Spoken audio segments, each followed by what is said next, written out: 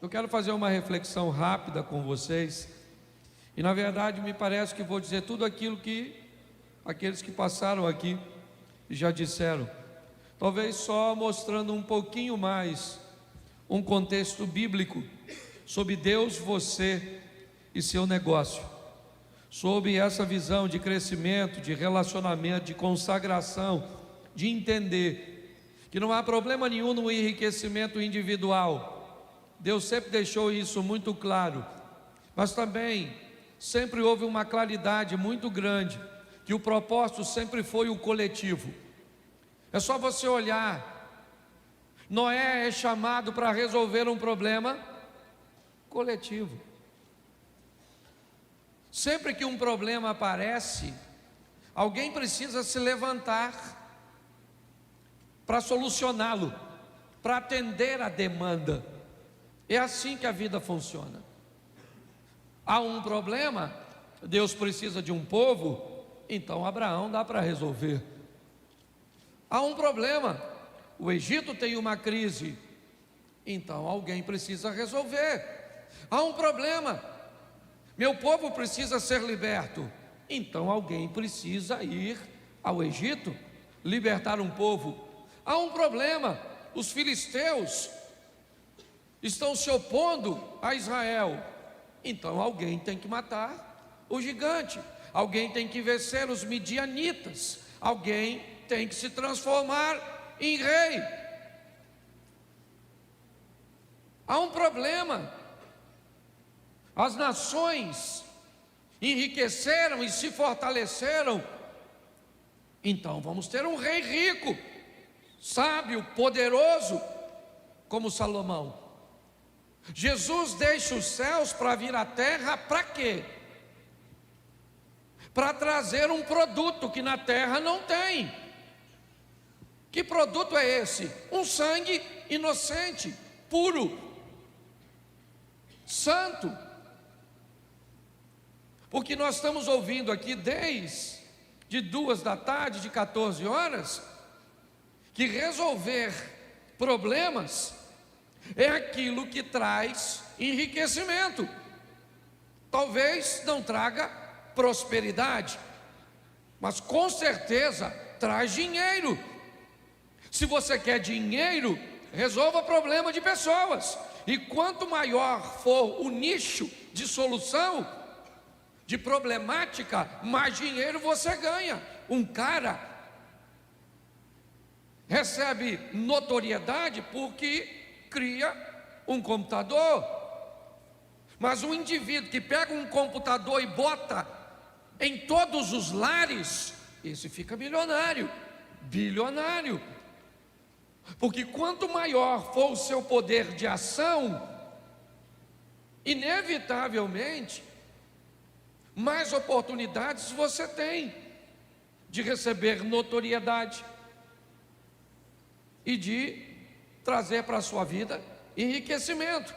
Nós trabalhamos muito mais do que dinheiro, porque nós trabalhamos com prosperidade. E riqueza me parece que é ter muito de uma coisa só, e prosperidade é ter mais do que o suficiente de tudo aquilo que se precisa. Mas eu sei, eu não sou tolo, eu sou pastor, eu lido com gente, e sei que o que gente está procurando, na maioria das vezes, é grana. Mas eu aprendi também que quem trabalha para Deus, por exemplo, por dinheiro, também pode trabalhar para Satanás por um salário maior. Se o assunto é grana, é só business, é só negócio. Então eu preciso te mostrar que não há problemas, desde que você entenda os princípios. E vou gastar 20 minutos, no máximo 30, com vocês.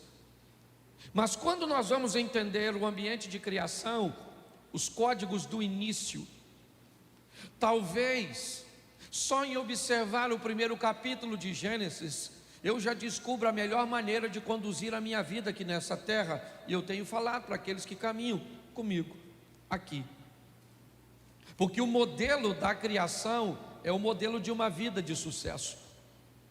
É só você replicar em qualquer área da sua vida e você vai ver que as adversidades, elas vão surgir, porque enquanto tivermos no mundo, teremos aflições.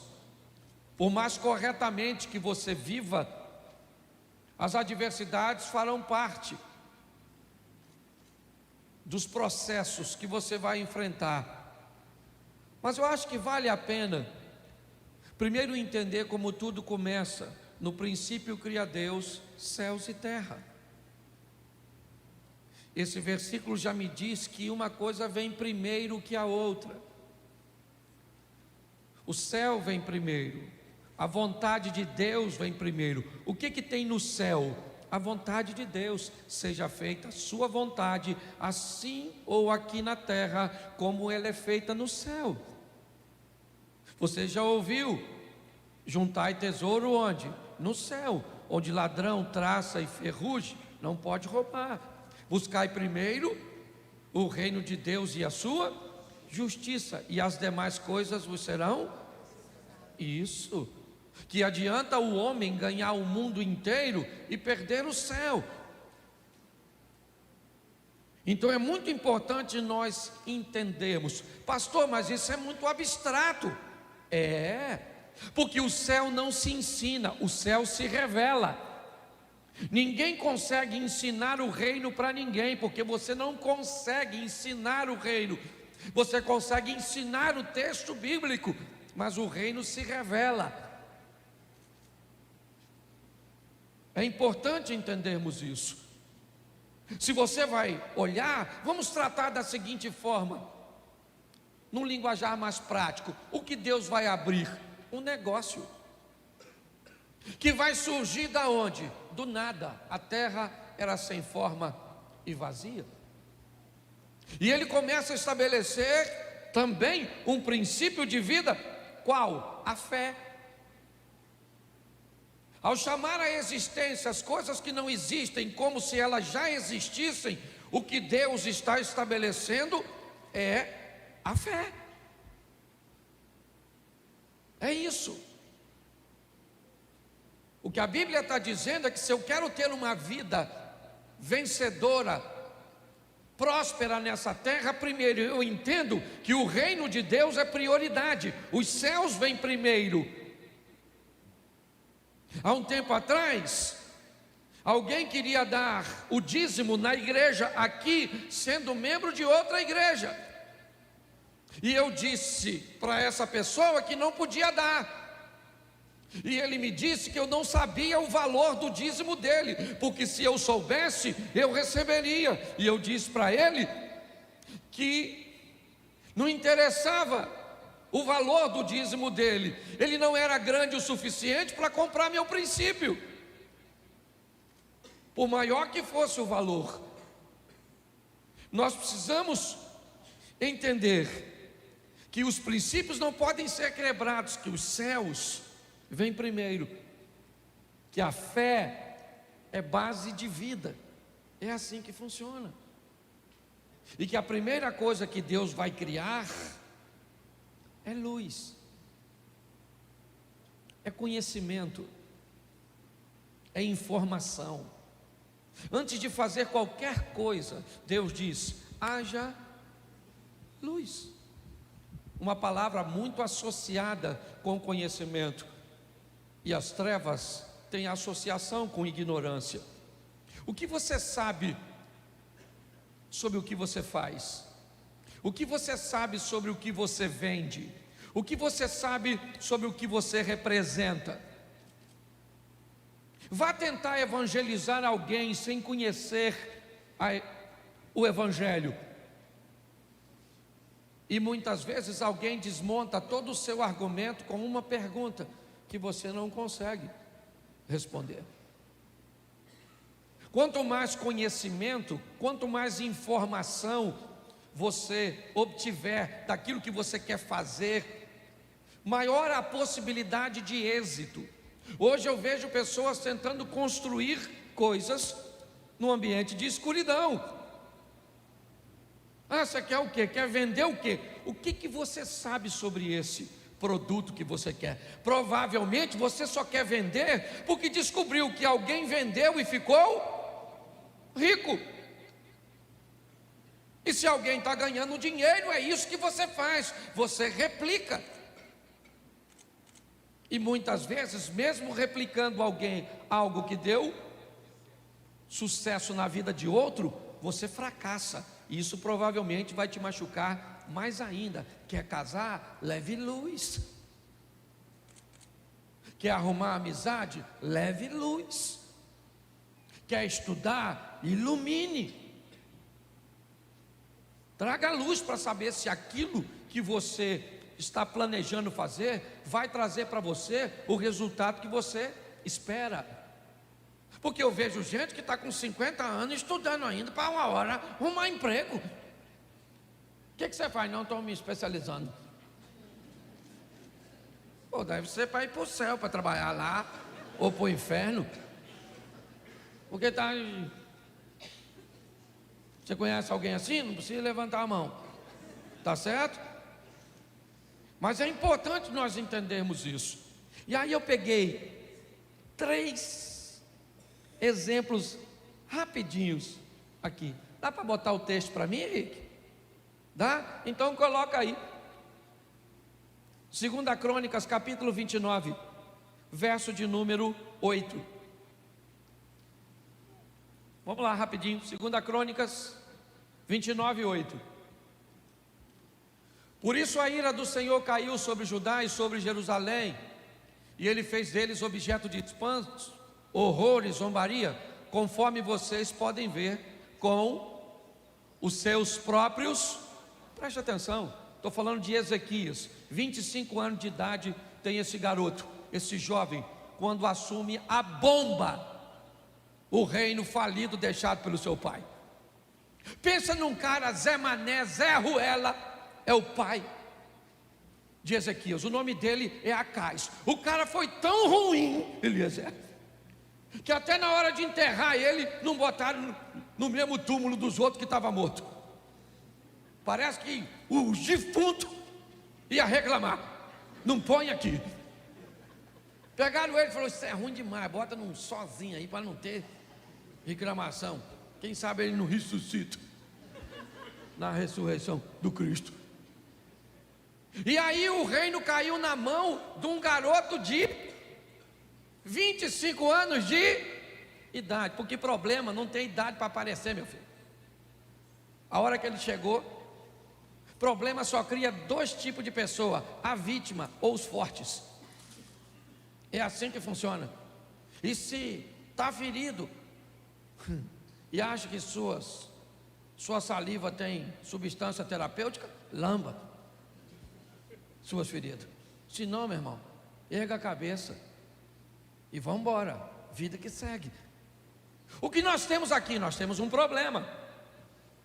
O que nós temos aqui é um problema. Por quê? Porque Jerusalém está sendo atacada o tempo inteiro, e agora por assírios ou por sírios, arameus, agora me falha a memória, mas ele está enfrentando a adversidade.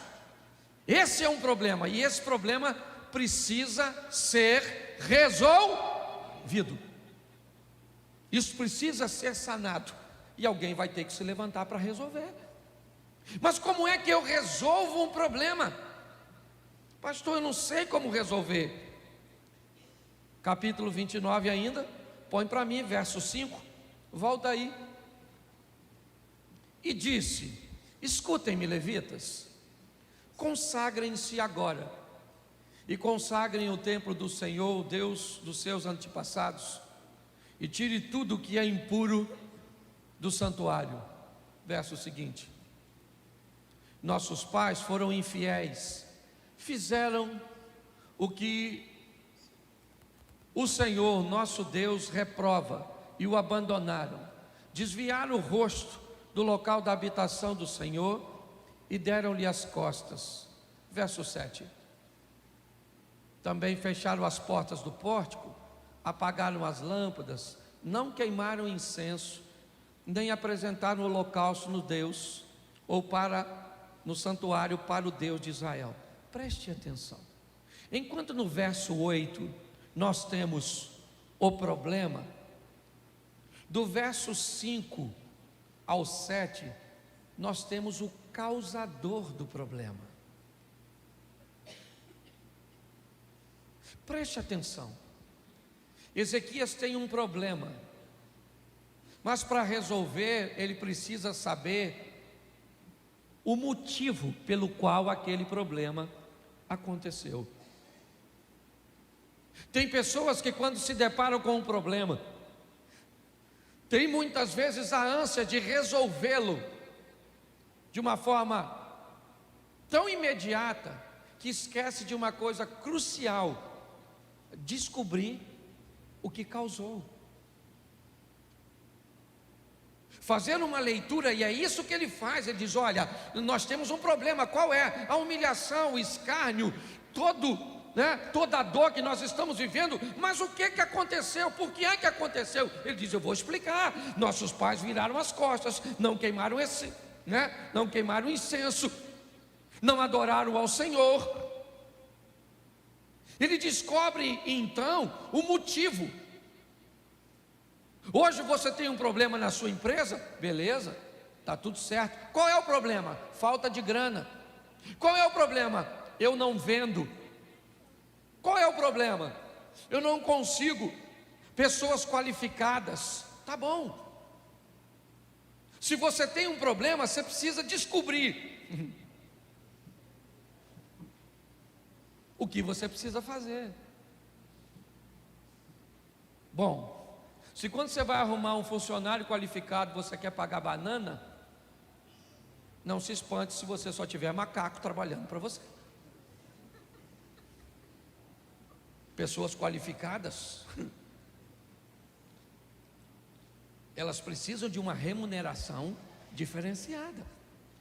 Então talvez o seu fracasso tenha a ver muitas vezes com a sua postura empresarial.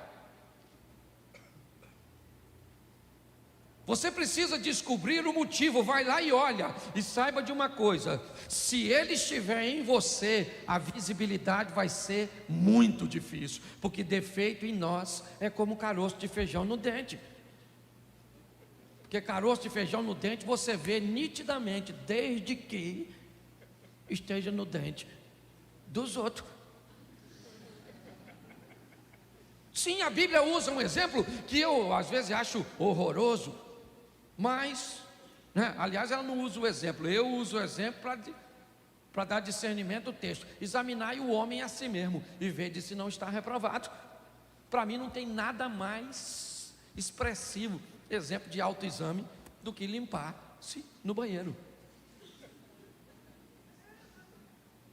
Sim, você vai no banheiro, faz suas necessidades, você limpa e joga o papel fora? Sim ou não? Sim ou não? Claro que não. Você limpa, examina aí. Eu acho que não está bom não, aqui não. Vou jogar isso aqui fora. Aí você pega de novo, passa, joga fora?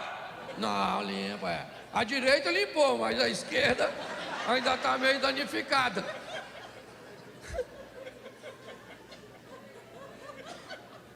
Mas é verdade ou não? Pode ser feio, mas que é esclarecedor, é.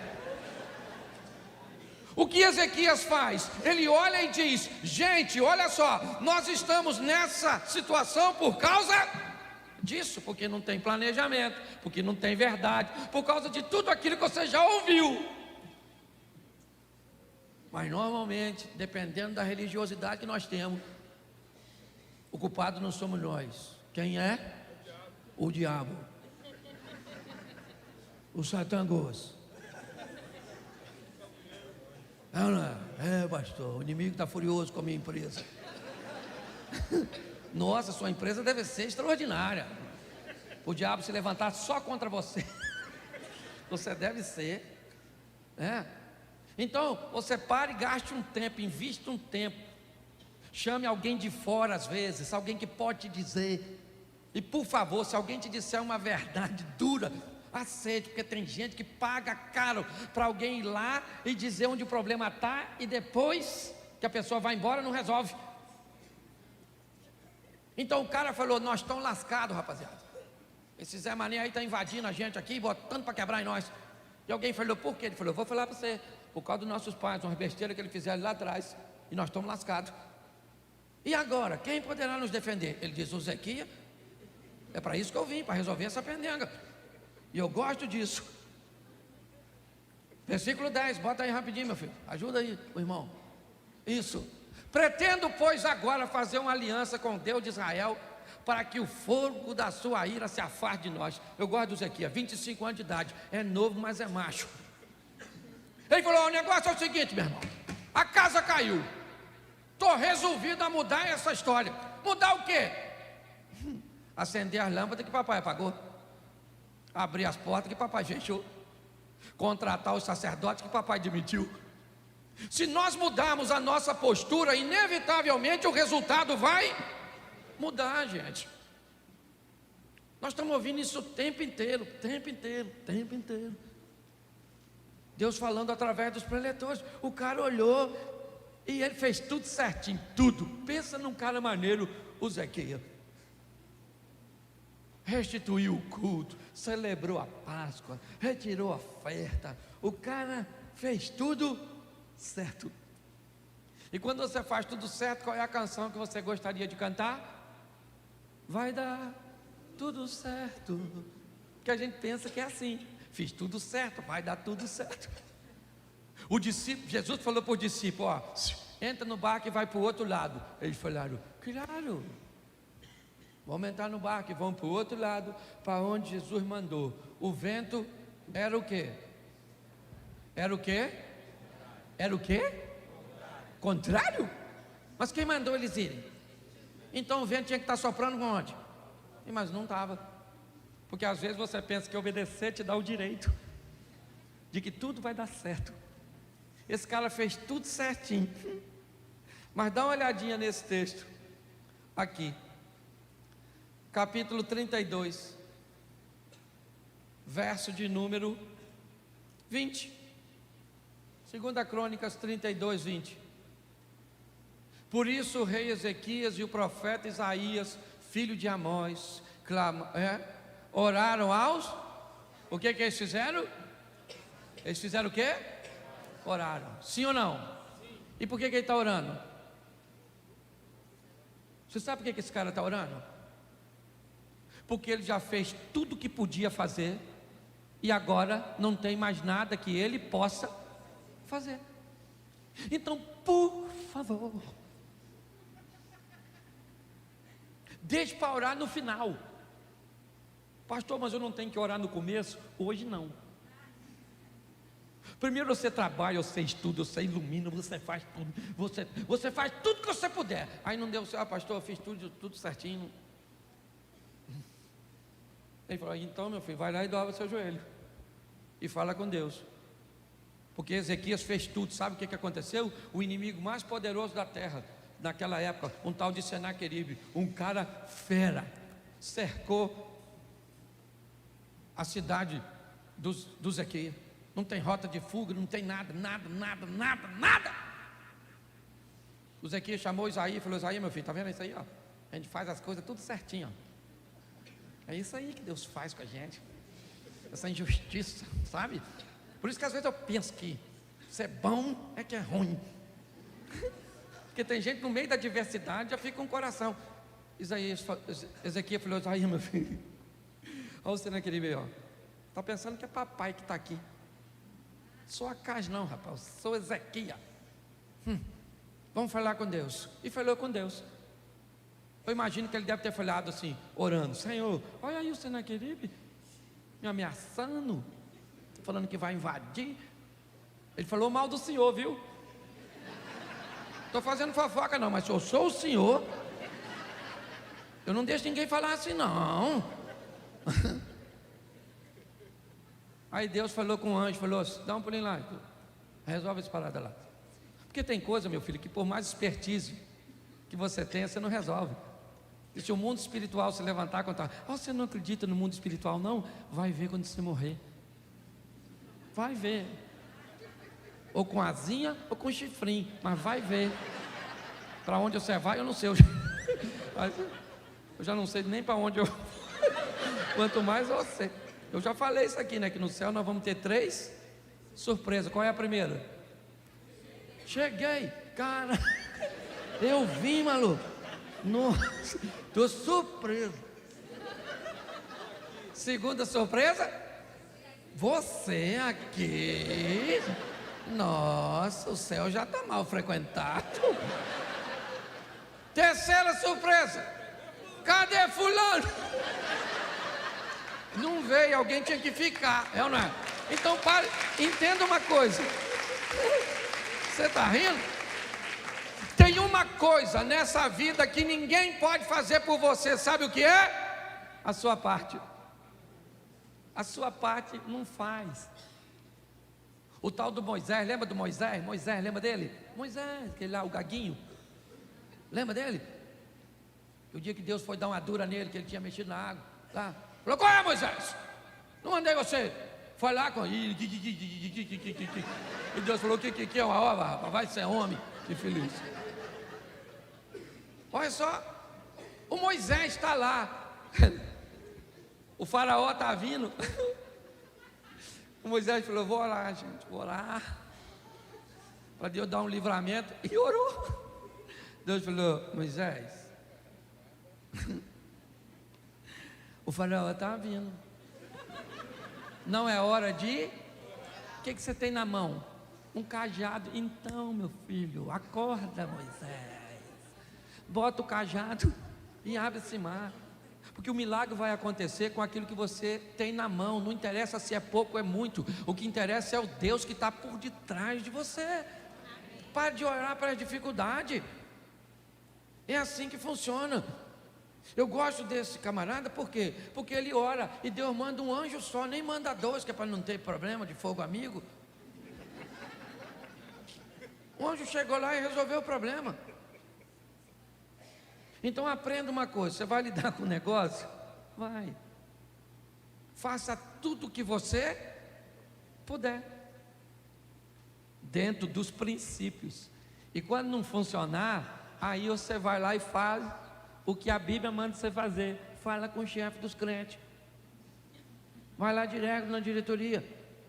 Fala, Senhor, não pede ninguém para ir não. Vai você direto. Fala, Senhor, eu vim aqui falar com o Senhor, não quero saber de ninguém. É eu e o Senhor. Faz igual aquela mulher, quando foi lá falar com Eliseu. Segunda coisa que eu quero te falar aqui, rapidinho. Eu acho isso o maior barato. Eclesiastes 9:10. Bota aí. Já foi usado aqui, mas eu quero mostrar de novo aqui, ó. Tudo o que suas mãos tiverem que fazer, que o façam com toda a sua, pois na sepultura para onde você vai. Parece uma ameaça. Não há atividade, nem planejamento, não há conhecimento, nem sabedoria. A Bíblia está dizendo que tudo que vier para você fazer, faça da melhor maneira que você puder. Pare de fazer as coisas para os outros e faça as coisas para Deus. É assim que funciona. Se tem uma coisa que eu acho legal na construção do templo, que Salomão liderou, é esse texto aqui, ó. Primeiro livro dos Reis, capítulo 6, verso 7. Coloca aí. Primeiro livro dos Reis, 6, 7. Na construção do templo, só foram usados blocos lavrados onde? Ou cortado nas? E não se ouviu no templo nenhum barulho de nem de qualquer outra durante a sua. Isso é extraordinário, porque eu fico imaginando que tipo de pedreiro, de profissional que o Salomão contratou. Ele falou, ó, tem que cortar tudo longe para chegar aqui só encaixar. Não quero barulho, não quero nada. O que esse texto está dizendo é que alguém que entra para fazer a obra do Senhor tem que ser bom naquilo que faz. Você tem que oferecer o melhor serviço. Você tem que fazer o melhor Tem uma historinha que eu gosto muito de um garoto, um rapaz, na verdade era um empresário do ramo de marketing, morava nos Estados Unidos e queria cortar a sua grama. Então ele procura um anúncio que recomende para ele um jardineiro. Horas depois, um garoto de 19 anos, mais ou menos, 20 anos, bate na porta dele com uma picape trazendo consigo as ferramentas. Ele achou estranho um garoto daquela idade, um menino bem aparentado, e o menino cortou a grama dele toda, podou, botou tudo dentro de sacos, botou na picape, e ele ficou olhando aquele garoto prestando um serviço tão legal, ele entusiasmado, quando no final o garoto virou para ele e falou assim: moço, deixa eu fazer um pedido ao senhor, será que o senhor deixaria eu usar seu telefone? Ele achou o pedido estranho, mas o menino fez um serviço tão legal, que ele disse: claro, pode usar. Mas ele, intrigado com o pedido, foi prestar atenção, foi ouvir para quem o menino ia ligar. E de repente o menino ligou e falou assim: ô minha senhora, boa tarde, a senhora não está precisando de um jardineiro? Ela disse: não, eu já tenho um. Ele disse: mas eu corto a grama e levo todo o lixo. Ela disse: mas o meu jardineiro também faz isso. Ele disse: mas eu ainda podo. Ela disse: o meu jardineiro também faz poda. E ele disse: mas eu lubrifico e deixo as ferramentas tudo arrumadinho. Ela disse: o meu jardineiro também faz isso. Ele disse: olha, mas o meu preço é muito bom. Ela disse: mas eu estou muito satisfeito com o preço do meu jardineiro. Aí ele disse: ó, tá bom, muito obrigado pela atenção, e desligou o telefone. Aí o homem que estava ouvindo disse para ele: acho que você perdeu uma cliente. E ele disse: não, o jardineiro dela sou eu, só estava fazendo uma pesquisa de satisfação.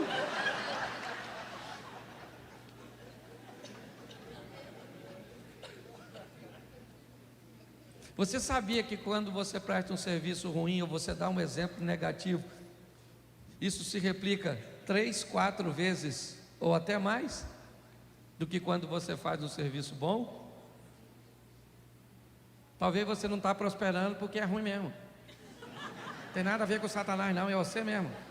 Você não tem nem chifre e é ruim.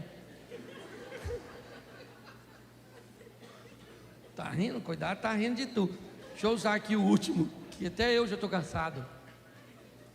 Eu não dormi, eu estava em Belém. Ontem, falei em Belém, saí de lá 3h30 da manhã.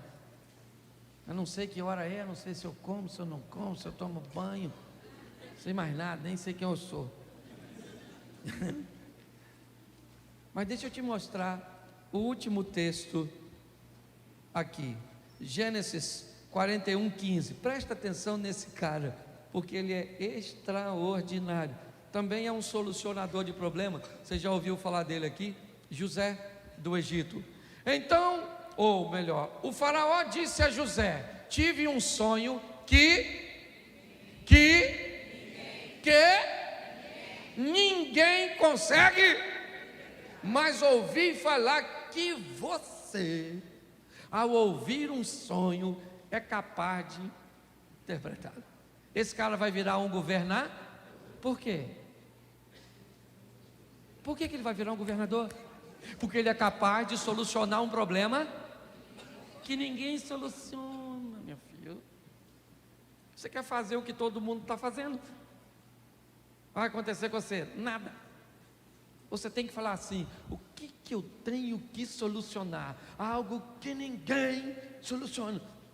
Um cara estava estudando, lendo, e começou a ficar cansado.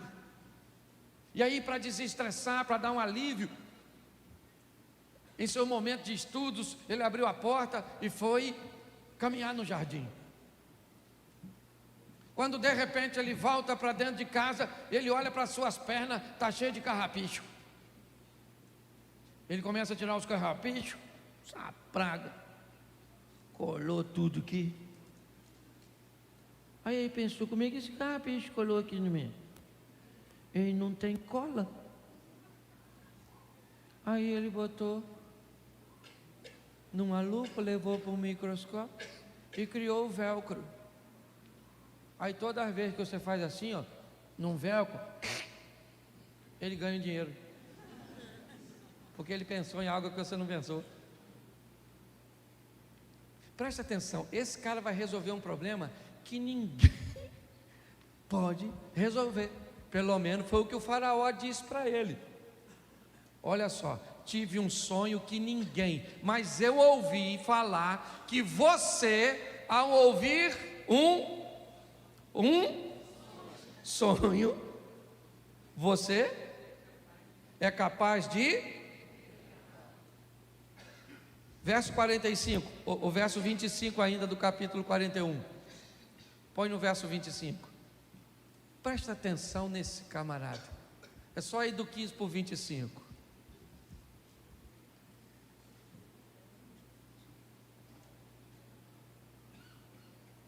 Só um minutinho que eu dei o versículo errado.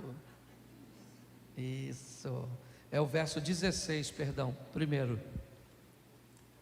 Olha o que José falou. Respondeu-lhe José: isso não depende de... Ou seja, interpretar não depende de... Mas Deus dará ao faraó uma resposta. Preste atenção no que esse cara está respondendo. Ele está conversando com quem? Com o faraó, que se acha um Deus. Aí o faraó fala para ele assim: eu ouvi falar que você é capaz de solucionar um problema que ninguém soluciona. O que é que ele fala? O faraó: soluciono mesmo. Entendeu? Comigo é assim mesmo. Apareceu o problema, eu soluciono. Não, ele falou: deixa eu falar uma coisa com você, faraó. Eu não soluciono nada, mas eu conheço um Deus que soluciona. Bom, das duas, uma. O que José está dizendo para o faraó, que não é bobo, pode parecer duas coisas. Ou ele é um Deus encarnado num homem, ou ele então é alguém que é um homem, mas anda muito perto, e para o faraó qualquer uma das duas coisas serve. O que o Zé está vendendo é o peixe dele. E pensa num cara malandro. É esse tal de Zé. Quando ele fala para o faraó, ele falou: eu não faço nada, mas eu conheço um Deus. Me trouxe para cá por uns caminhos esquisitos. Entrei numa cisterna, fui para a casa de um camarada, que a mulher dele quis pegar eu. Quase que eu peguei a maluca. Uma gostosona lá, mas eu fugi. E aí fui preso. Interpretei um sonho dos malucos lá, um morreu, veio para cá, esqueceu de mim. Eu estou cansado dessa vida. É muita desgraça para um Zé só. Não, o cara está lá. E agora ele está dizendo para o faraó: não sou eu, mas tem um Deus que vai dar para o senhor uma resposta favorável. Gente, ele está falando com o faraó. Se ele fala algo de ruim, o que o faraó podia mandar? Só por causa da coisa ruim. Eu lembro da história de um rei que teve um sonho, que os dentes dele caíam tudo, e ele pegava o único dentinho que ficou e ficava escovando. O dente dele não caiu. No sonho, ele chamou os sábios dele de tudo e falou: gente, estou com um sonho que me perturbou.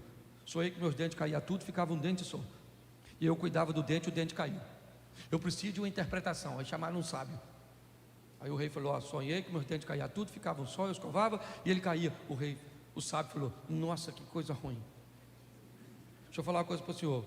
Os dentes do senhor que está caindo eram os parentes do senhor que ia morrer, e o último dente era o senhor. O rei falou: prende esse miserável, prende essa peste. Está falando coisa mal a meu respeito, rapaz, que eu vou morrer, coisa nenhuma. Prenderam ele. Ele falou: vê se arruma outro sábio aí. Foram lá na casa de um sábio longe, falou: olha, o rei está mandando chamar você. Eu vou logo falando, cuidado com o que você vai falar, porque o outro já foi preso. Aí ele falou: vamos embora. Contaram para ele o que foi. Aí o outro sábio chegou e falou: ó, sonhei que meus dentes caía tudo, ficava um dente só. Eu escovava o dente caía também. O que significa? O sábio falou: isso é um negócio extraordinário. Rapaz, louvado seja Deus. Vida longa ao rei. Mas o que significa? Isso é longevidade. O que esse sonho está dizendo? Que o senhor vai viver muito mais que todos os seus familiares. Ele falou: é isso aí. Dá presente para ele. Falou coisa boa a meu respeito. Ganhou os presentes. Na saída um cara falou assim: maluco, você falou a mesma coisa que o outro. O outro falou que os parentes morrem primeiro e ele morre por último. Você falou que ele vive mais que os outros. Ele falou: pois é, eu falei a mesma coisa. Por isso que tem gente vendendo coisa que você não consegue vender, porque faz diferente. Deus está te machucando, né? Podia ter ficado na palestra anterior. Nossa, você virou uma tortura. Essa hora você cansado e as coisas ficando cada vez mais contra você. Eu gosto disso, porque isso é algo que só vai crescendo. Bota o verso 25 do 41. Olha o que José diz agora para o faraó. O faraó teve um único sonho, aquele sonho da vaca magra, da vaca gordinha, lembra? Da vaquinha magrinha que comia gordinha, de uma espiga, que não sei como é que alguém sonha com espiga que come outra. Isso parece os vegetais, um desenho animado, sei lá, Alice. Também não sou obrigado a saber tudo. Ele disse: o José falou para o faraó, o senhor teve um sonho, disse-lhe José. E o que aconteceu nesse sonho? Deus revelou o que está para... Cara, esse José é fera. Olha o que ele fala para o faraó. Aí, faraó, Deus está conversando com o senhor. No versículo anterior, ele diz que Deus conversava com ele. Eu não interpreto o sonho, mas eu conheço um Deus que se colocou lá Agora ele diz para o faraó: aí, faraó, Deus está falando com o senhor algo que vai acontecer. José sobe, mas leva o faraó com ele, porque quem segura os outros embaixo também tem que ficar embaixo quando você quer impedir alguém de crescer. Tenta segurar alguém para que ele não cresça e você vai ver o que acontece contigo. Você não tem oportunidade de crescer, você está gastando tanto tempo, sabe, para lutar contra o sucesso dos outros, que o seu também não acontece. Eu gosto desse cara, porque ele agora fala para o faraó: Deus está falando com o senhor sobre o futuro. Faraó, eu imagino o faraó: é isso aí mesmo, Deus conversando com o outro. Pô, esse Zé é maneiro, hein? Fala as coisas que a gente gosta, parece estelionatário. Ficou ruim agora, né? Põe o verso 32. Eu gosto desse diálogo, que ele é muito maneiro. Olha o que José fala. Aí quem trabalha com venda: o sonho veio ao faraó 2 vezes, porque já foi decidido por Deus que se apressa em realizar. Escassez.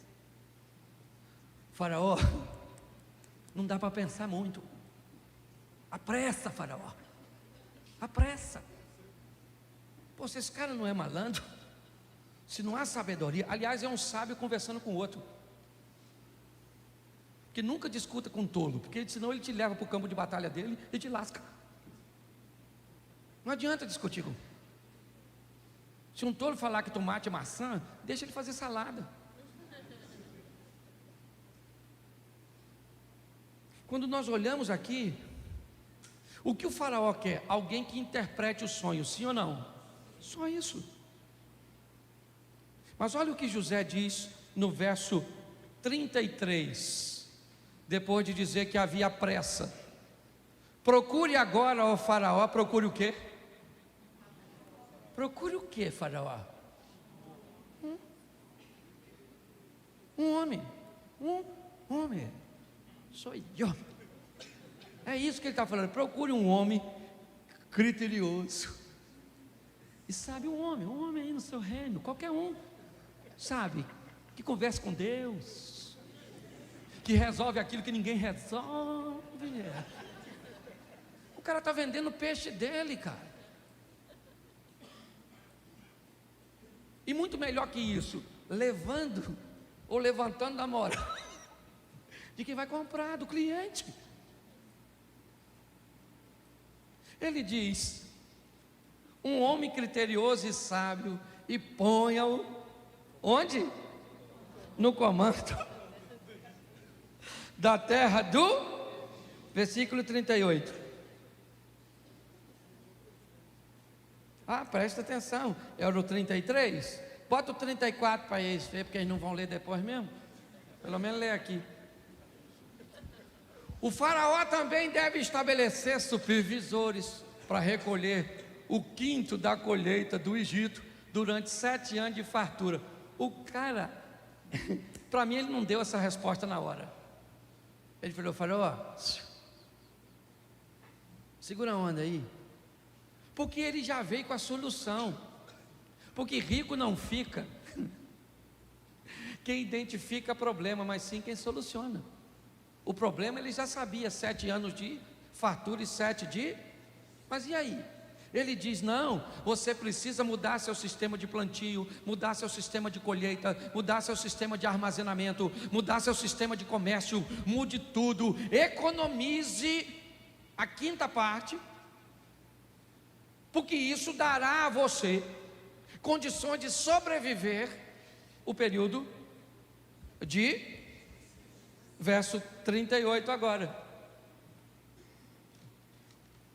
Por isso o faraó lhes perguntou: será que vamos achar alguém como este homem, em quem está o Espírito Divino? Você sabe por que o faraó disse que tinha nele o Espírito Divino? Porque ele já tinha dito para o faraó que tinha o Espírito Divino conversando com ele. Porque senão o faraó não ia dar mole. Falou: olha o Zé aí, ó. Você vai virar governador. Dá prisão para o governo. Que isso não aconteça no Rio de Janeiro. Nossa, tinha nada que falar isso.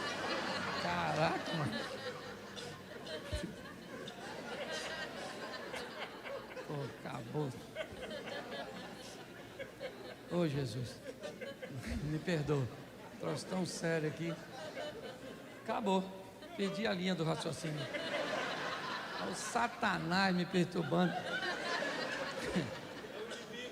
O inimigo, Eliseu, o inimigo está furioso. Mas escute só.